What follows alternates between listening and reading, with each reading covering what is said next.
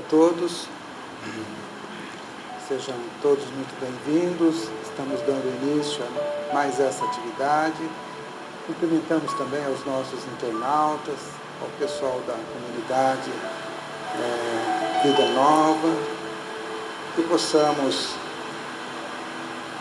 através desse calor que está bem forte, que possamos encontrar forças, para aproveitarmos o momento de hoje. Eu convido a todos para que façamos uma prece, fechemos os nossos olhos, mentalizemos o nosso Mestre Jesus. Divino Mestre Jesus, estamos aqui reunidos em Teu nome, sentindo a Sua presença, a Sua energia, a Sua paz, a envolver cada um de nós, tanto nós que estamos aqui próximos, como aqueles que estão mais distantes, todos os outros companheiros, companheiras, trabalhadores desta casa, o público em geral, todos os participantes, que todos possam estar sentindo neste momento esta mesma paz que estamos sentindo. Que os Teus propósitos possam vir em nosso auxílio, nos ajudar, nos inspirar, para que possamos encontrar as melhores palavras, para que possamos entender da melhor forma possível os ensinamentos da lição desta noite, através dessa doutrina maravilhosa, que é a continuidade dos ensinos e exemplos do nosso Mestre Jesus. Divino Mestre, pedimos a vossa permissão para o início de mais essa atividade. Sê conosco, que assim seja.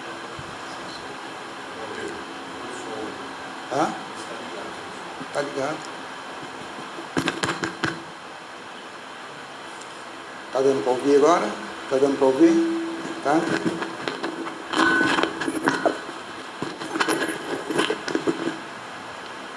Tudo bem?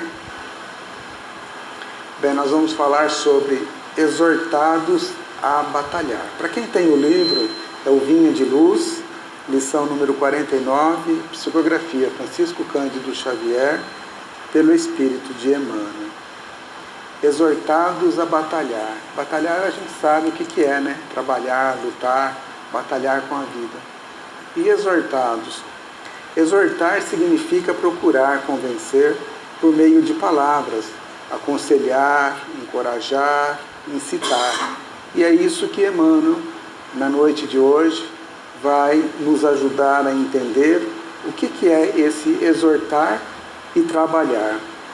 E como sempre, o texto de Emmanuel sempre começa com uma frase bíblica, e hoje não é diferente.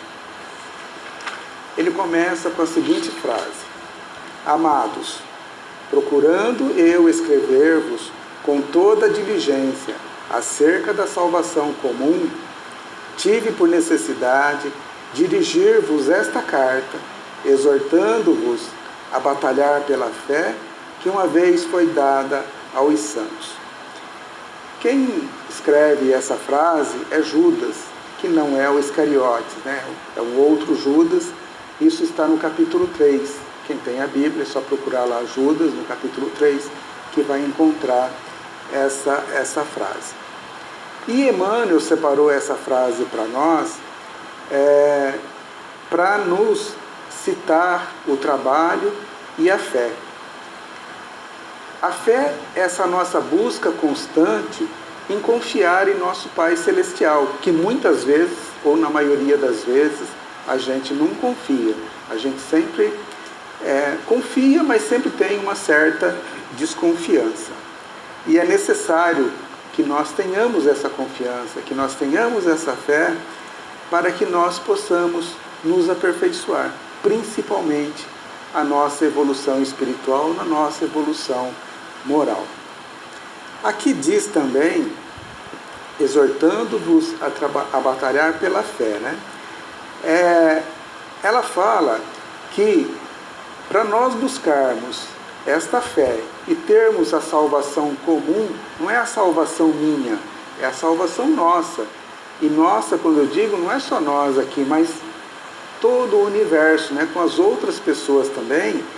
Nós precisamos não ficar de braços cruzados, mas sim trabalharmos.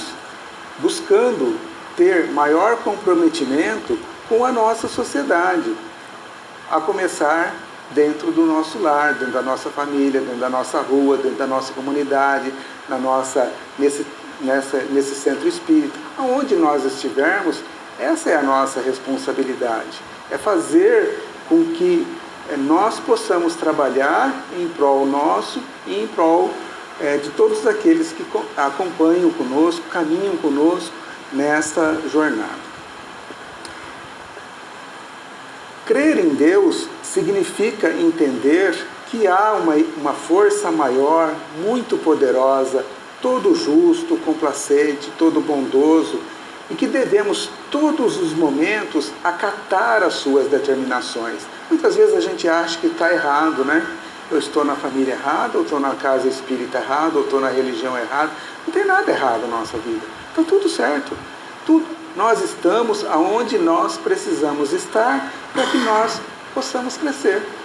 Então nós precisamos, a partir de então, aceitar, acatar a nossa situação e confiar no nosso Pai Celestial.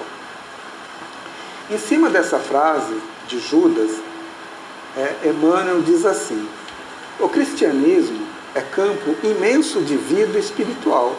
Aqui o trabalhador é chamado para a sublime renovação.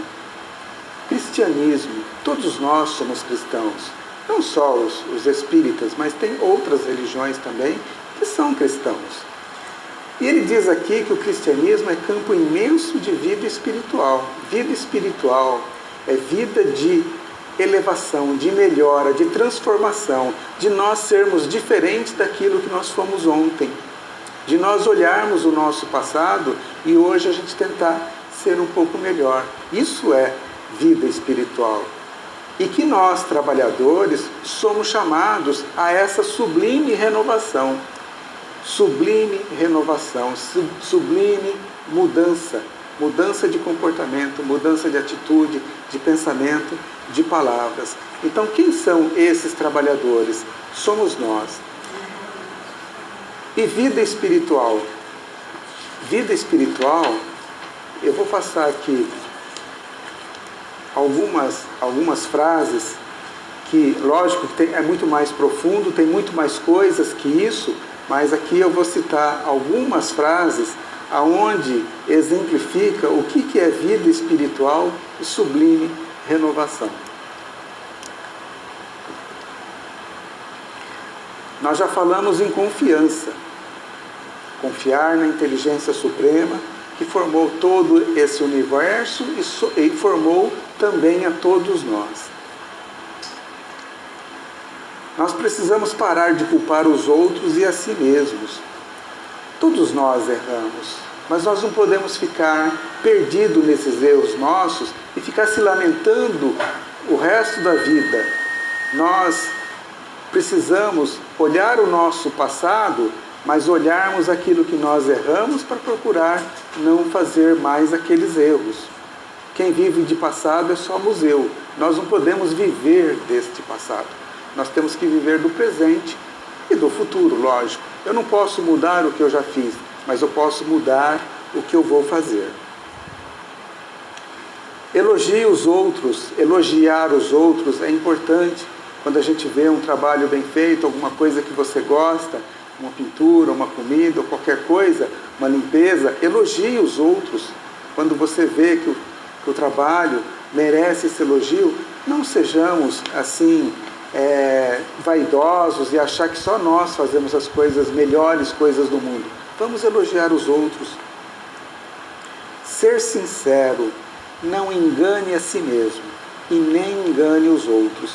Não adianta a gente falar assim: eu estou bem quando eu não estou bem. Eu gosto de você quando eu não gosto de você. Porque Deus sabe muito bem dos nossos pensamentos, dos nossos sentimentos. Então não adianta a gente querer enganar. A gente pode enganar os outros, mas a gente não engana a espiritualidade maior e muito menos a Deus, nosso Pai. Responsabilidade.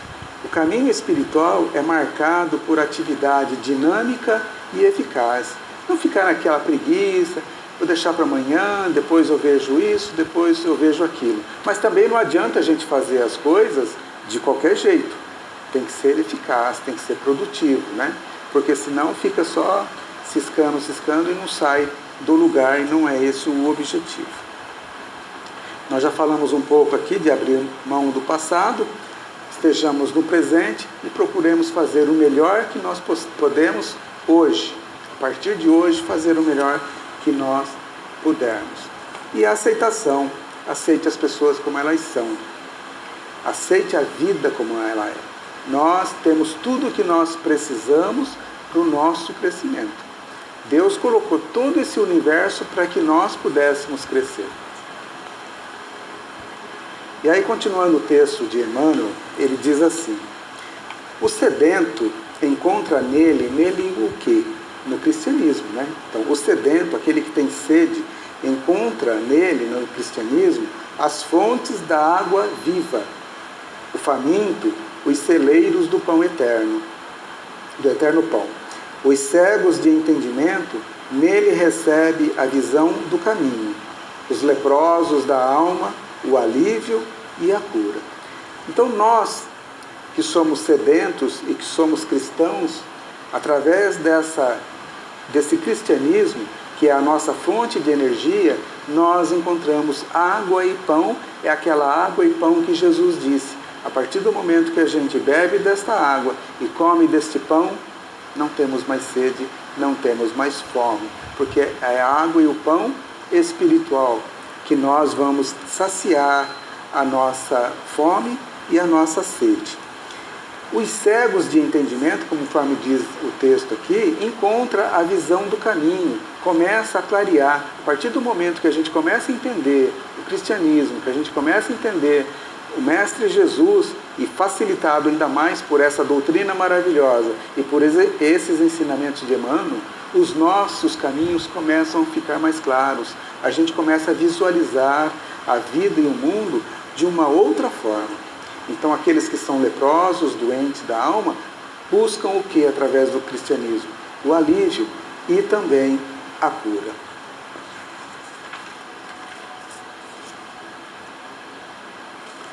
Emmanuel também diz assim: todos os viajores da vida, porém, são felicitados pelos recursos indispensáveis à jornada terrestre, com a finalidade de se erguerem, de fato, naquele que é a luz dos séculos. Desde então, restaurados em suas energias espirituais, são exortados a batalhar na grande causa do bem.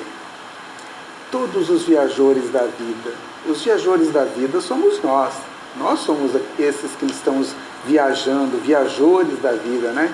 De encarnação em encarnação, nós vamos nos melhorando. Nós somos felicitados pelos recursos indispensáveis à jornada terrestre. Nós somos felizes por estarmos aqui, como já disse lá atrás, no lugar certo, na família certa, nesse planeta que Deus colocou para nós, com a finalidade de nós nos erguermos e aprendendo, de fato, com aquele que é a luz dos séculos, que é Jesus, que foi um divisor do antes e depois do Cristo, né? Então, desde então, a partir do momento que a gente busca essa luz e as suas energias espirituais, nós somos convidados, nós somos incitados a batalhar na grande causa do bem. Busquemos esse bem constantemente, todos os dias, o dia todo em nossas vidas.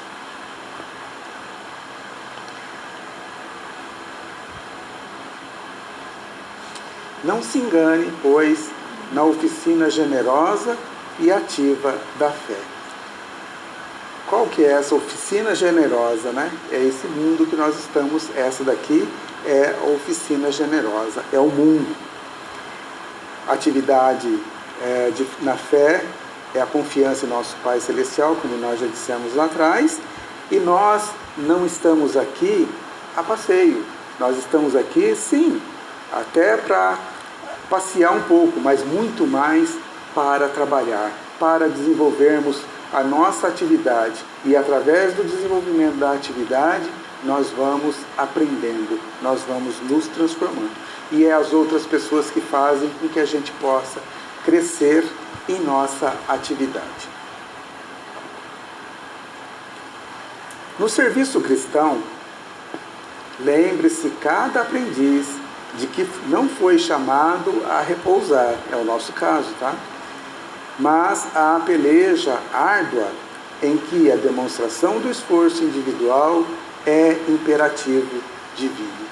Nós somos ainda bebês, nós estamos gatinhando na escala evolutiva. Nós ainda vivemos, habitamos um mundo de provas e expiações, que é um dos mundos muito atrasados ainda, né? Nós só saímos dos mundos primitivos e hoje nós estamos no mundo de prova e expiação. Então nós estamos engatinhando ainda na nossa evolução espiritual. Então nós não podemos perder o nosso tempo. Nós precisamos aproveitar ao máximo a presente encarnação e terminar o dever de casa que nos foi confiado.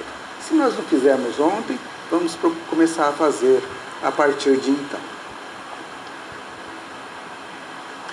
Jesus iniciou, no círculo das inteligências encarnadas, o maior movimento de libertação do espírito humano, no primeiro dia da manjedoura.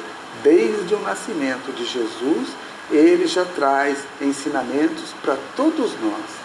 E que nós esquecemos, muitas vezes, desses ensinamentos. E o que será que Jesus ensina desde o primeiro dia do seu nascimento? Jesus nasceu num berço pobre, cresceu no campo, trabalhou numa carpintaria, conviveu com pessoas oprimidas, meditava nos montes, pregava às margens de um lago, curava cegos e leprosos, percorria estradas, ia de aldeia em aldeia, trajava uma simples túnica. Não possuía dinheiro, auxiliava a todos, repartia o pão, foi injustamente perseguido, preso e torturado, morto numa cruz, uma vida em quase tudo tão semelhante à tua, à nossa. Falta-te, no entanto, tudo fazer do modo como ele o fez. Eu também me coloco nisso, tá, gente? Porque quem dá essa mensagem para nós é o irmão José, o médium é o Carlos Bacelli, do livro Vigiai e Orai, da editora Didier. Então, nós temos ainda muito que fazer. Lógico que nessa encarnação, a gente não pretende sair daqui um espírito cristão, né? Não precisa nem ter toda essa envoltura. Não vamos sair daqui nem um Chico, nem um Emmanuel, certo? Mas se a gente der um passo na nossa caminhada evolutiva, já estará de bom tamanho. Se a gente conseguir se melhorar até o nosso desencarne, já tá de bom tamanho. Que cada um de nós possamos buscar essa melhora a cada dia. Vamos sair daqui um espírito crístico? Não. Mas futuramente seremos um espírito crístico? Eu não tenho sombra de dúvida disso. Quantos milhões de anos nós vamos demorar? Isso eu não sei. Cada um vai ter um caminho diferente para percorrer. Uns vão chegar mais rápido, outros mais demorado, mas todos nós vamos chegar lá. E Emmanuel termina assim: não se equivoquem, pois, os que buscam o mestre dos mestres receberão certamente a esperada iluminação, o consolo edificante e o ensinamento eficaz, mas penetrarão a linha de batalha, em que lhes constitui obrigação o combate permanente pela vitória do amor e da verdade, na terra, através de ásperos testemunhos, porque todos nós, encarnados e desencarnados, oscilantes ainda entre a animalidade e a espiritualidade, entre o vale do homem e a culminância do Cristo, estamos constrangidos a batalhar até o definitivo triunfo sobre nós mesmos pela vida imortal. Então, o Emmanuel aqui é muito profundo nessa frase dele, que ele diz assim para nós, para a gente não se enganar. Nós que buscamos o Mestre, nós que buscamos o Jesus, nós vamos sim receber a esperada iluminação. Nós temos os nossos anjos de guardas e um monte de espíritos superiores, sublimes, que vêm em nosso socorro, nos ajudar, nos inspirar, para que nós possamos buscar esse consolo edificante. Mas cabe a cada um de nós ter essa percepção de entender esses espíritos. Mas não nos enganamos, porque nós penetraremos na linha de batalha, em que constitui obrigação o combate permanente pela vitória do amor e da verdade. Linha de batalha é aquele amigo que é um problema no meu trabalho, é aquele parente que é um pouquinho complicado, é o meu vizinho que muitas vezes eu não entendo com ele. Esses são a linha de batalha nossa, e que nós temos que procurar vencer da melhor forma possível o que nós estamos pretendendo fazer a nossa parte. Ah, mas o meu vizinho não quer se reconciliar comigo. O problema é dele. O teu problema é você se reconciliar com ele. Se ele não quer se reconciliar, o problema é dele. Amanhã os dois vão desencarnar. Se você já fez a sua parte, você venceu a sua prova, a sua tarefa nessa encarnação. Ele, infelizmente, não venceu a prova dele. Mas, quem sabe, né? Com as suas atitudes, com o seu modo de agir, amanhã ou depois ele fique a seu favor também e fique o seu amigo seu. Como disse Jesus, que nós precisamos nos reconciliar com o nosso inimigo enquanto ele está a caminho conosco. Esse é o nosso inimigo, é reconciliar com aqueles que têm algum problema contra nós. E Emmanuel também diz assim, que nós somos oscilantes ainda entre a animalidade e a espiritualidade, quer dizer, entre o nosso plano aqui terrestre com a espiritualidade maior, entre o vale do homem e a culminância do Cristo. Quer dizer, nós estamos nesse vale e espíritos celestes, né? Tipo crísticos, né? Então, nós somos constrangidos a batalhar. Até quando? Até quando a gente alcançar o nosso objetivo, de nós nos melhorarmos espiritualmente.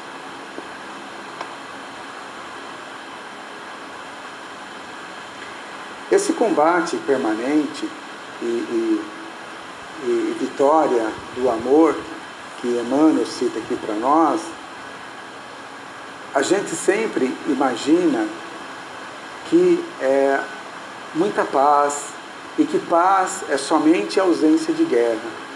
Isso não é verdade, porque o nosso país não tem guerra. Mas será que aqui existe paz? Será que aqui não existe guerra? Então, gente, paz não é somente a ausência de guerra. Enquanto no mundo houver uma só arma que destrói vidas, isso não é paz. Armas deveriam ser abolidas do nosso mundo. Não deveria existir mais armas. Nenhuma. Nem as grandes, nem as pequenas, nada. Não deveria existir mais no nosso mundo. Pessoas com fome, sede, frio, é paz isso? A gente vê tantas pessoas passando necessidade. Pessoas com dor, sem atendimento médico ou medicamento para as aliviar. Drogas que viciam, tantas drogas legais, drogas ilegais, que são viciosas, levando a nossa juventude, as nossas crianças, muitas vezes, as coisas muito ruins, destruindo famílias, destruindo jovens. Polícia com finalidade de repreender? Não, polícia deveria ser alguém na rua para ajudar um velhinho a atravessar a rua, tirar dúvida de alguém que procura determinado lugar. É para isso, não para repreender. Mas infelizmente hoje, polícia é para repreender. Caixas em bancos, supermercados, para que caixa? Nós deveríamos ser honestos o suficiente para nós fazermos o nosso troco. Eu compro, ponho o dinheiro lá e pego o meu troco. Não precisa de caixa. Em bancos, nada disso. Mas já imaginou como que seria essas coisas no nosso mundo?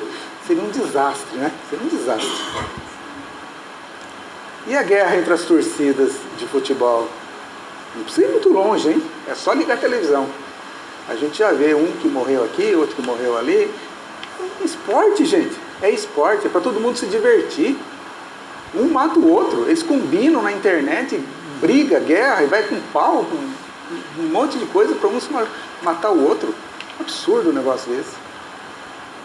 Não é só futebol também não, tá? É guerra religiosa, guerra política, uma intransigência que, nossa, está todo mundo se matando um ao outro. E no trânsito também, né? Olhou torto, pronto. Aliás, você às vezes nem olha torto, você só deu uma olhadinha, a pessoa já acha que você olhou com mau olhar, já está brigando com você, já está xingando, já está falando um monte de coisas, né? Então, é lógico que aqui a gente elencou algumas coisas, mas tem muito mais que isso, né? A gente sabe que no nosso mundo tem muito mais coisas para que nós busquemos essa paz. Então não há paz e a vitória do amor, da caridade, está longe de ser alcançada. Nós sabemos disso, mas nós precisamos fazer a nossa parte. Nós vamos ver agora alguns trabalhadores que não mediram esforços nem dificuldades para trabalharem, para batalharem por essa paz. Aqui nós vemos aqui a imagem de Jesus, né? Do lado direito, do lado esquerdo, os apóstolos deles, que são alguns dos trabalhadores. Nós vamos falar de alguns desses trabalhadores e de outros também. Nós já vamos começar com João Batista, que não está naquela imagem, mas João Batista foi primo de Jesus, nascendo 6 meses antes, pregava no deserto a iminente vinda do Messias prometido e incitava o povo ao arrependimento dos erros e à conversão para uma nova vida. Olhe os seus erros e mude a sua vida. Era isso que João Batista, já há 2000 anos mais ou menos, fazia isso. Ele é a reencarnação de Elias, está na Bíblia isso. Foi preso e decapitado a mando do rei Herodes. Agora sim, alguns daquele quadro. Pedro era pescador. Depois da morte de Jesus, despontou-se como líder dos 12 apóstolos, aparecendo em destaque em todas as narrativas evangélicas.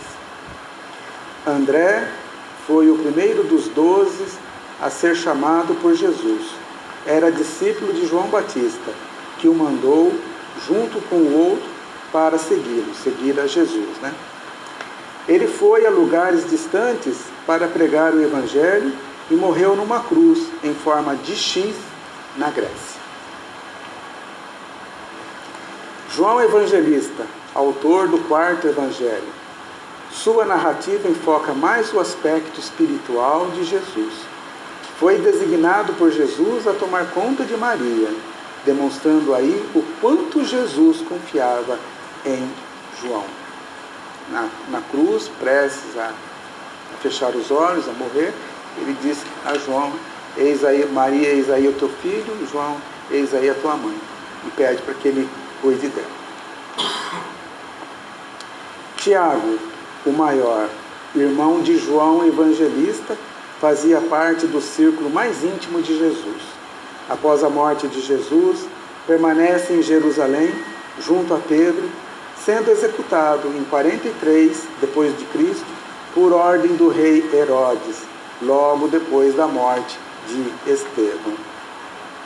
Aí o outro Tiago, o menor, conhecido também como Zebeu, foi atacado por se recusar a denunciar os cristãos, sendo apedrejado até a morte por ordem do sacerdote Ananias.